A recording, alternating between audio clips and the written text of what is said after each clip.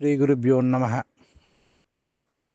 నీలాంజనసమాభాసం రవిపుత్రం యమాగ్రజం ఛాయామార్తాండసంభూతం తం నమామి శనైశ్చరం.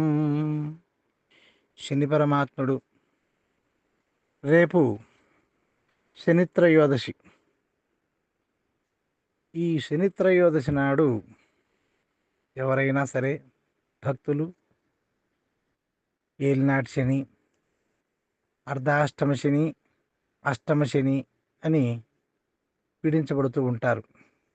అర్ధాష్టమ శని అంటే మన రాశికి 4వ స్థానంలో శని సంచరిస్తున్న సమయాన్ని అర్ధాష్టమ శని అంటారు. అలాగే అష్టమ శని మన రాశికి 8వ స్థానంలో శని సంచరించదాన్ని అష్టమ శని అంటారు. అలాగే ఏలినాటి శని, దీన్ని 7.5 శనిగడు అని కూడా అంటూ ఉంటారు. ఏలినాటి శని అంటే 7.5 సంవత్సరం. 7.5 7.5 సంవత్సరం అంటే ఎలాగా? మనదైతే ఏ రాశి ఉందో మన రాశికి వెనక ఉన్న రాశి, తర్వాత మన రాశి, తర్వాత మన తర్వాత రాశి. ఉదాహరణకు ప్రస్తుతము మకర రాశి వారికి, కుంభరాశి వారికి, మీనరాశి వారికి, అలాగే కర్కాటక రాశి వారికి, వృశ్చిక రాశి వారికి ఈ శనిచ్చ గ్రహం యొక్క దోషం జరుగుతూ ఉంది. వృశ్చిక రాశి వారికి ఉన్న శనిని అర్ధాష్టమ శని అంటారు. కర్కాటక రాశి వారికి ఉన్న శనిని అష్టమ శని అంటారు.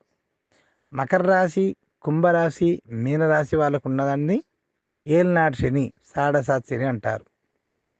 మకర రాశి వాళ్ళకు శని చివరిలో ఉంది, 7.5 సంవత్సరంగాను అంతా దాటిపోయి లాస్ట్కి ఇంకా 1 సంవత్సరంలో వెళ్ళిపోయే స్థితిలో ఉంది. కుంభరాశి వారికి ఇంకా ఒక 2.5 సంవత్సరం దాకా ఉంది. మీనరాశి వారికి ఇంకా 5.5 సంవత్సరం, 6 సంవత్సరాల దాకా ఉంది దగ్గర దగ్గర. అది పరిస్థితి. అంటే చాలామంది శని దోషం అండి, శని పట్టిందని భయపడుతూ ఉంటారు. శని ఎప్పుడు భయపడి పీడించేటువంటి దుష్టగ్రహం కాదు. చాలామంది శని అనగానే, రాహు అనగానే, కేతు అనగానే చెడ్డ గ్రహాలు ఇవి అనుకుంటారు. వేరే సూర్యుడు, చంద్రుడు, బుధుడు, గురుడు అంటే మంచి గ్రహాలు అనుకుంటూ ఉంటారు. అలాగేమీ కాదు. అన్ని గ్రహాలు మంచివే, అన్ని గ్రహాలు కూడా దోషం ఉంటే దోషాన్ని చూపించేటటువంటివే. దోషం ఉంటే పరిహారం కోసం ఆ గ్రహానికి సంబంధించి జపము, తపము, దానము, ధర్మము చేస్తూ ఉంటాం.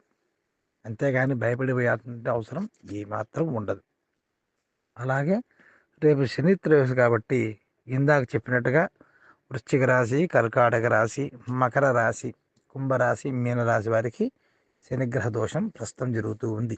వీరందరూ కూడా అవకాశం ఉంటే రేపు శని త్రయోదశి ఉంది కాబట్టి అందరూ కూడా చక్కగా పొద్దున్నే సూర్యోదయాత్ పూర్వమే తలస్నానం ఆచరించి శని పరమాత్మని మనసులో స్మరించుకొని నియరెస్ట్ అంటే మీకు దగ్గరలో ఉంటే ఎక్కడైనా నవగ్రహ దేవాలయాల్లో శని భగవానుడు ఉంటాడు కదా, ఆ శని పరమాత్ముడికి నువ్వుల నూనెతో అభిషేకం చేసి, అభిషేకం అంటే ఏదో లీటర్లు అనే అవసరం లేదు.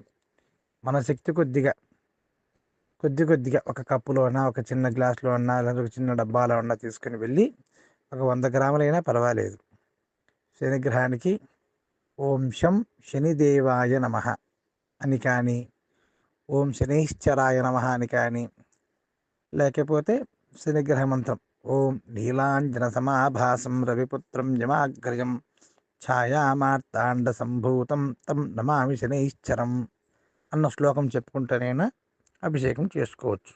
చేసి చక్కగా తర్వాత నీటితో కడిగి శుద్ధి చేసుకొని, లేదా అలాగే అంటే మనలాగా చాలామంది వచ్చి చేస్తుంటారు గుడిలో కాబట్టి అలాంటి అవకాశం లేనప్పుడు నువ్వులతో అభిషేకం చేసేసి మళ్ళీ శని పరమాత్మకి కొద్దిగా గంధము, కుంకుమ బొట్టు పెట్టి, తర్వాత అవకాశం ఉంటే నల్ల గుడ్డను శని పరమాత్ముడికి చుట్టి పంచలా కట్టి లేదా కండువాలా కట్టి చేసి కొబ్బరికాయ కొట్టేసి నైవేద్యం పెట్టేసి, అలాగే నల్ల నువ్వులు కానీ తెల్ల నువ్వులైనా పర్వాలేదు, నువ్వులు బెల్లము దంచి నైవేద్యంలాగా సమర్పించవచ్చు. 2 నువ్వుల ముద్దలాగా చేసి, నువ్వుల ఉండలు చేస్తారు కదా, అలాగ చేసేసి ముద్దలాగైనా పర్లేదు, పొడిగా అయినా పర్లేదు, నువ్వులు బెల్లము, నల్ల నువ్వులు అయితే ఇంకా శ్రేష్టమే, మంచిదే.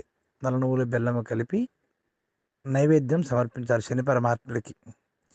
శనిగ్రహ శ్లోకం చెప్పుకుంటూ సేమ్ ఇందాక చెప్పినట్టుగా నీలాంజన సమాభాసం శ్లోకాన్ని చెప్పుకుంటూ, దొరికితే బిల్వపత్రములు కానీ, శనికి పూజించడం అంటే సాక్షాత్తు పరమేశ్వరుడికి పూజించినట్టుగానే కాబట్టి బిల్వపత్రములు పరమేశ్వరుడికి ఏ విధంగా పూజిస్తామో అలాగే శని పరమాత్ముడికి కూడా బిల్వపత్రాలతో పూజించవచ్చును.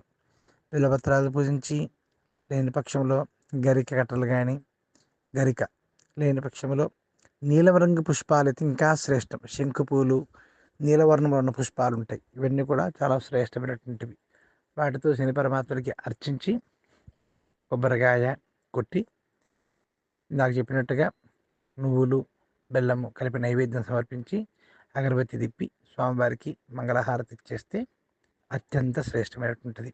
తర్వాత మీ శక్తి కొద్దీ 9 ప్రదక్షిణలు కానీ, 19 ప్రదక్షిణలు కానీ, 108 ప్రదక్షిణలు కానీ శ్రద్ధగా చేసుకుని శని స్తోత్రము, శని కవచము, శని అష్టోత్తరం ఇవన్నీ చదివే వాళ్ళు చదవచ్చును. చదవడం కష్టం అనిపించిన వాళ్ళు ఫోన్లోనో, గూగుల్లోనో, యూట్యూబ్లోనో వస్తుంటాయి ఈ కాలంలో, వినవచ్చును. చదవలేని వాళ్ళు వినవచ్చును కూడా. చాలా శ్రేష్టం. అలాగే మరీ ముఖ్యంగా దశరథ ప్రోక్త శని స్తోత్రం ఉంటుంది.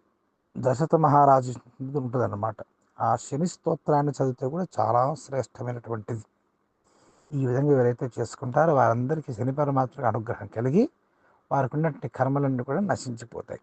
కాబట్టి రేపు శని త్రయోదశి కాబట్టి మీరందరూ మీ శక్తి ఆధారంగా శని పరమాత్మని పూజించి శనిదేవుని యొక్క అనుగ్రహం మీకు అందరికీ కలగాలని కోరుకుంటూ మీరందరూ సుఖంగా, సంతోషంగా, శాంతిగా ఉండాలని కోరుకుంటూ మీ ఒట్టిపల్లి కృష్ణకుమార శాస్త్రి, అర్చకులు, పురోహితులు, అలాగే ఆస్ట్రాలజర్.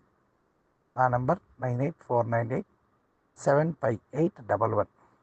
లోకా సమస్త సుఖినో భవంతు. అందరూ సంతోషంగా, సుఖంగా, శాంతిగా ఉండాలి.